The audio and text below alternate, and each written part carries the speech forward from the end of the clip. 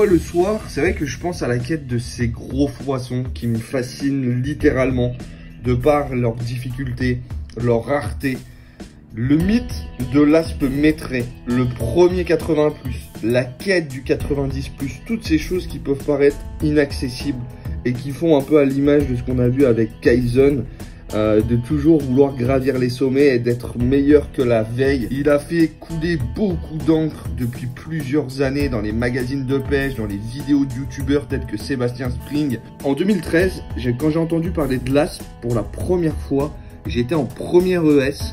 Puis c'est vrai que j'ai eu mon bac en juillet 2014, j'ai déménagé de région. J'ai pu voir des personnalités comme Tony Doury qui parlaient de ce poisson avec passion et amour, ce qui m'a fasciné. Parce que c'est comme le silure quand il a apparu, je connaissais pas plus que ça ce poisson. En 2016, je faisais mes premiers aspes pendant mes vacances en recherchant le chevenne. C'est toujours resté en moi, l'envie de le découvrir, de le comprendre et de faire encore plus gros. L'addiction, elle est arrivée comme ça. Une fois mon retour dans le secteur, je me suis donné les moyens. Grâce à mon alternance au sein d'un magasin de pêche, j'ai pu découvrir des personnalités qui composaient le milieu de la pêche, des gammes de produits avec 65 000 références et des collègues hyper bienveillants qui m'ont donné des conseils, qui m'ont expliqué beaucoup de choses. Et c'est vrai que parmi ces collègues, j'avais un collègue qui adorait pêcher l'aspe. Et donc, ça s'est passé comme ça, mes débuts à la pêche de l'aspe.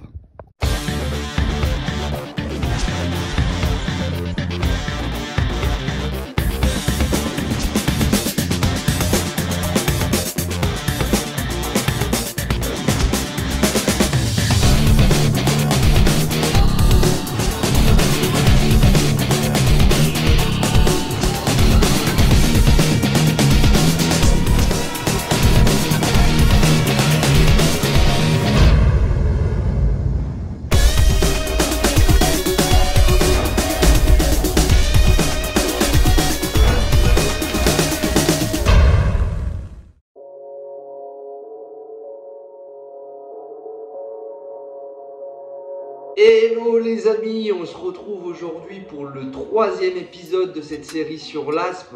Donc aujourd'hui c'est simple, je vous parle de mes premiers gros poissons qui m'ont donné envie de pêcher l'aspe et qui sont tombés à chaque fois quand je m'y attendais le moins. Donc si tu veux découvrir ces anecdotes, n'hésite pas, c'est parti, ça commence. Let's go! Pour la première anecdote, elle se passe en juin 2020, donc j'étais alternant au sein d'un magasin de pêche. J'étais en plein après-midi en train de faire du réassort dans l'univers carnassier et également dans l'univers carpe, une journée assez chargée. Juste avant de partir, une envie d'aller à la pêche me prend. Donc du coup, je demande à mon chef si je peux prendre un leurre. Il accepte de m'avancer en me disant ne t'inquiète pas, tu me repayeras dès que tu peux sans souci. Et donc j'ai pris ma voiture et je suis parti en direction d'un spot à proximité de là où je travaillais. Le spot n'est pas facile, il n'avait pas fait beau de la journée, mais bon, une éclaircie se profilait, donc je me suis dit allez feu. Je trouve sur mon canapé les gars pour continuer donc cette première anecdote. Donc au final je descends de ma voiture, j'arrive et puis je me dis voilà, j'ai un leurre, j'ai 1 heure devant moi, on va essayer d'attraper un aspe. Et puis en fait je descends une petite descente de cailloux, je vois finalement qu'il y a un beau courant et une belle zone de calme devant moi. Donc je me dis allez, on va prospecter ça. Et puis au final ce qui se passe c'est que voilà, je ne prône pas la cigarette, mais j'étais en train de fumer une cigarette et là arrivé à peu près à la moitié de ma cigarette, je me prends une boîte en sortie de courant. Donc je suis assez surpris. J'avais une canne Megabass à Stélion, donc c'est une canne qui est faite pour le 6 bass normalement, donc des cannes qui sont très fines. Le poisson, je le sens sur les premiers coups de tête, en plus avec le courant de travers, il part tout de suite en descendant le courant sur ma gauche. J'arrive à le contrer, je vois que quand il monte à l'image un peu d'un tarpon, il sort plusieurs fois hors de l'eau. Mais au final c'est assez lent quand même comme combat, il jouait plus avec son poids et donc j'arrive ce poisson en fait à le combattre et je gagne au bout de peut-être 5-6 minutes. Donc je le rentre dans l'épuisette, c'est vrai que je suis comme un dingue. Donc là je vais vous mettre l'extrait de quand je remonte avec le poisson. Bon les gars, là je crois qu'il y a poisson. C'est un poisson, ça, c'est pas loin des 80. Oh, le bœuf! Sbanks!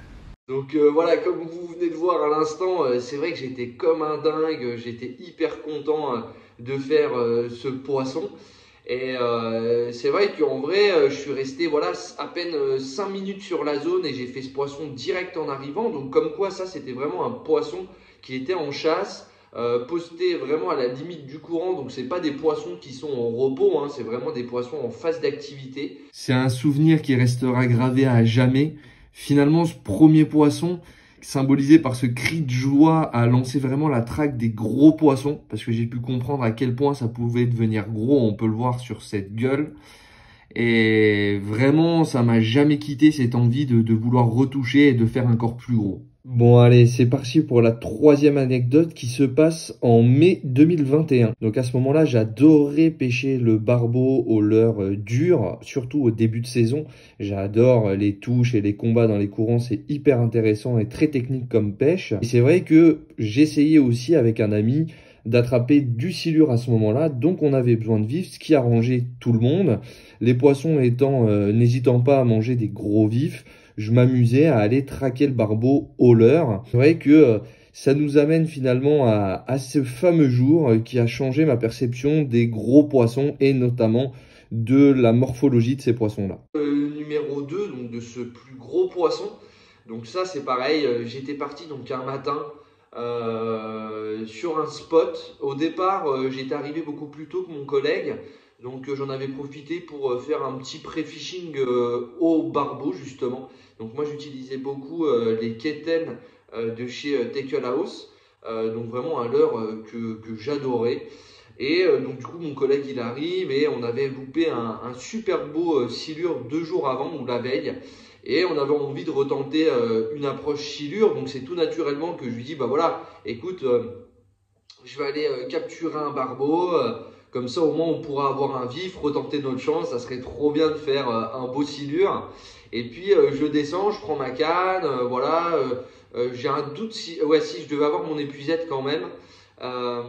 Mais dans l'idée, voilà, il y avait une grande luminosité. J'y croyais pas plus que ça. Et puis au bout de, on va dire, allez, 10-15 minutes, je me prends une boîte et puis finalement ça vient, c'est très mou. Donc moi je me dis que j'ai tapé une brème ou quelque chose par le raccro qui combat vraiment pas du tout. Voilà, et quand je suis arrivé à peu près à 10-15 mètres de moi, donc il n'y avait pas forcément trop d'eau, ça faisait une petite remontée, j'ai vu le blanc du poisson, donc j'ai commencé à halluciner. Et en fait, je me suis rendu compte que c'était un aspe. Donc oui, je crois que l'épuisette, elle devait être dans le talus. Donc c'est un poisson où je me suis débrouillé pour le maintenir par vraiment la queue et puis essayer de le remettre sur le talus sans le blesser. Donc du coup, là, j'ai téléphoné à mon collègue qui était à peu près, on va dire, 150 mètres plus haut, qui est gentiment venu me faire la photo. Donc c'était un poisson de fou furieux, 88 cm, une morphologie magnifique. À un moment où je m'y attendais, en plus, pas du tout. Donc on était quasiment 1 an après mon premier 80. C'était un poisson voilà, que je traquais, mais vu que je revenais dans le secteur, je faisais beaucoup de pêche au carnassier de manière globale, perche, chantre, brochet. J'essayais de glaner un peu des infos sur différents spots. Donc ouais, c'est vrai que ça a été un poisson de fou et qui m'a donné une motivation, mais juste énorme quoi.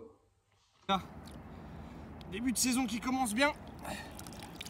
Les flèches d'argent, ils sont super actifs dans nos rivières. Donc je pense que maintenant un poisson comme ça, bah, il faut qu'il retourne dans nos eaux. Donc là c'est mon record, je suis vraiment content. Allez mon pépère.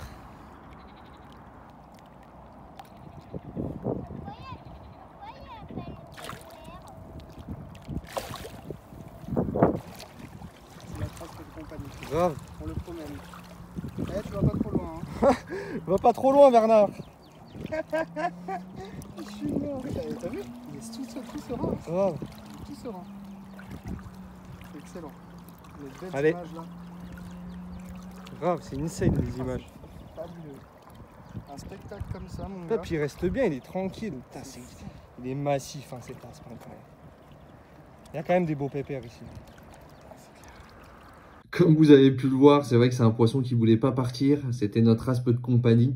C'est vraiment un poisson au physique hors norme avec un gabarit de dingue. C'est vrai que j'en suis très fier de ce poisson-là.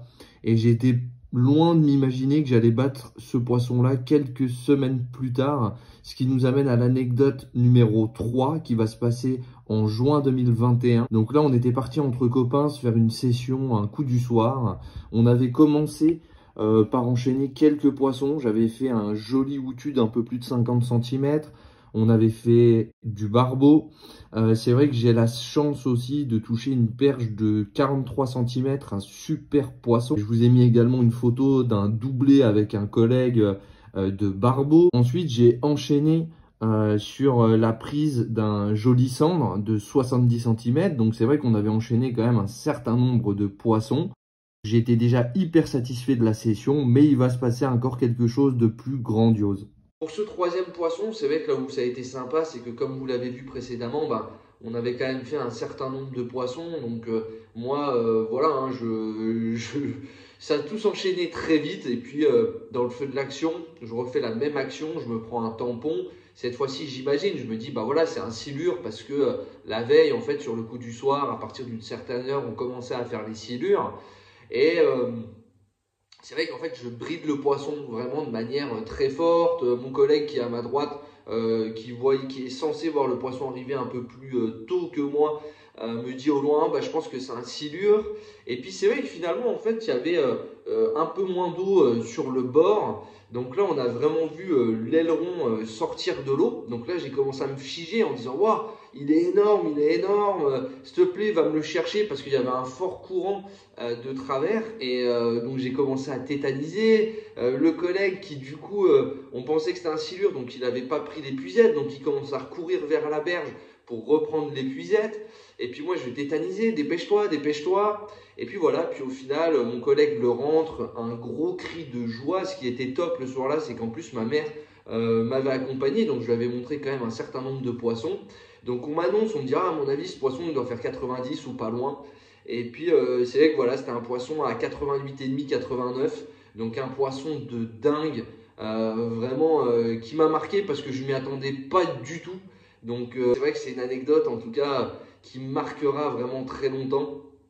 Et ce poisson, il n'a pas fait un combat forcément de dingue, mais c'était surtout la surprise quand on enchaîne du poisson, que évidemment que je le cherchais, mais j'aurais jamais pensé qu'il allait tomber à ce moment-là. Et les gars, c'est terminé. C'était le troisième plus gros poisson. Je suis hyper content de vous avoir partagé ça dans cette vidéo. C'est des poissons que vous pouvez tous toucher. Il faut juste être motivé. Donc les gars, je vous dis à la prochaine et portez-vous bien.